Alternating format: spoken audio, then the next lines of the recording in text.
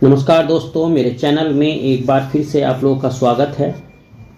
मैंने पिछली बार आपको अपनी वीडियो में बताया था भारतीय इतिहास को जानने के साहित्यिक स्रोत, और मैंने वो 2 पार्ट में अपनी वीडियो पब्लिश की थी और उम्मीद करता हूँ कि आपको उससे बहुत सारी और बहुत ही वैल्यूएबल जानकारियाँ प्राप्त हुई होंगी। तो दोस्तों, इसी क्रम में आज मैं आप लोगों के लेकर आया हूँ कि भारतीय इतिहास को जानने का जो विदेशी विवरण है, ये विदेशी विवरण किस तरीके से भारतीय इतिहास को जानने में लाभकारी सिद्ध हुए हैं।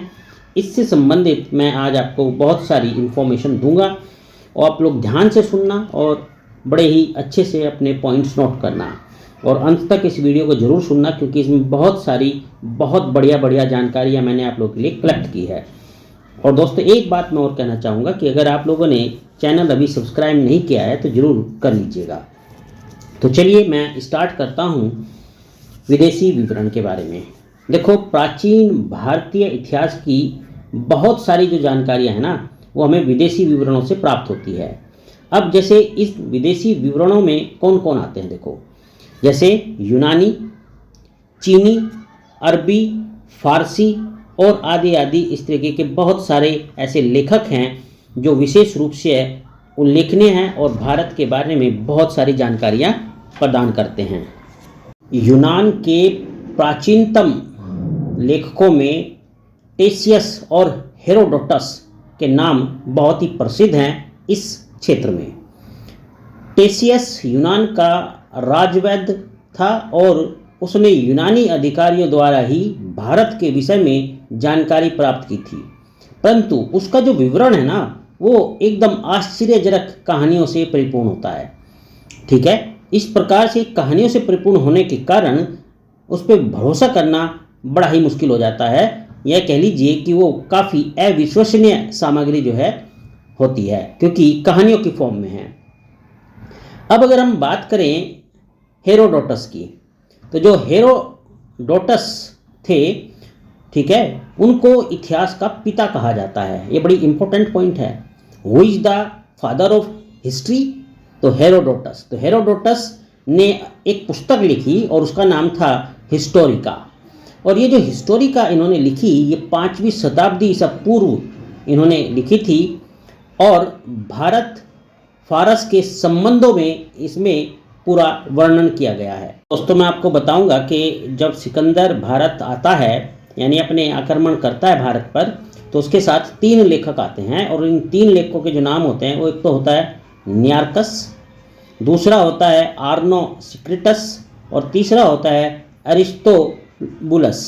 तो 3 लेखक का जो विवरण है ना, वो काफ़ी प्रमाणिक और विश्वसनीय माना जाता है। यानी इन 3 लेखकों ने जो अपने विवरण प्रस्तुत किए वो काफ़ी हद तक विश्वसनीय माने जाते हैं।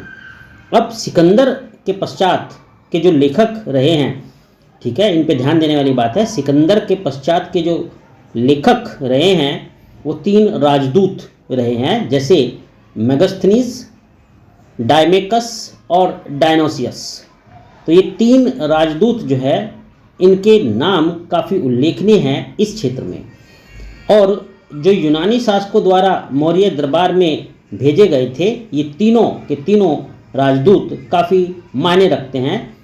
इतिहास के बारे में जो इन्फॉर्मेशंस इनसे मिलती है वो काफ़ी वैल्यूएबल होती है।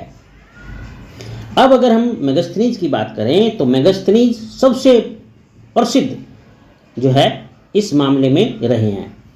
वो सेल्यूकस निकेटर का राजदूत था और चंद्रगुप्त मौर्य के दरबार में आया था, और उसी ने इंडिका नामक पुस्तक लिखी जो मौर्य युग की सामाजिक और सांस्कृतिक स्थिति के बारे में बहुत ही अच्छे से बताती है। अब देखो, एक बात मैं इसमें और बता देना चाहता हूँ कि ये जो पुस्तक लिखी गई ये मूल रूप से उपलब्ध नहीं है, लेकिन इसके कुछ अंश, ठीक है, इसके जो कुछ अंश हैं वो उदाहरण के रूप में एरियन, स्ट्रेबो, जस्टिन आदि की जो कृतियाँ रही हैं उनमें आज भी प्राप्त होते हैं।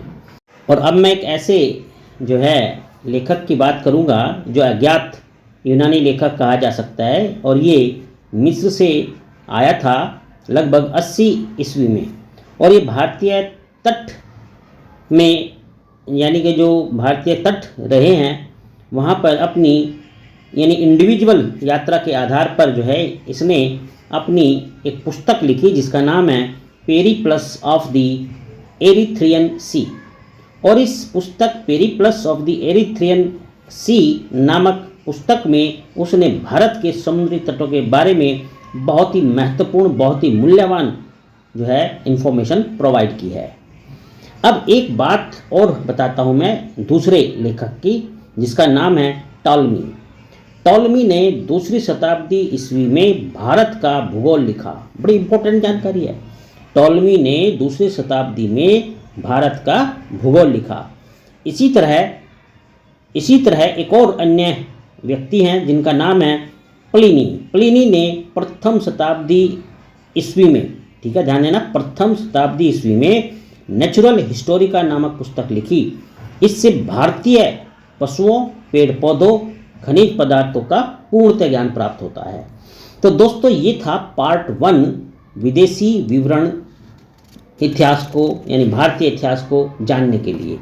मैं अपनी अगले वीडियो में और विदेशी विवरण को बहुत जो है अच्छे से आप लोग को समझाऊंगा। बहुत सारी बढ़िया इन्फॉर्मेशन आप लोगों के लिए लेकर आऊँगा।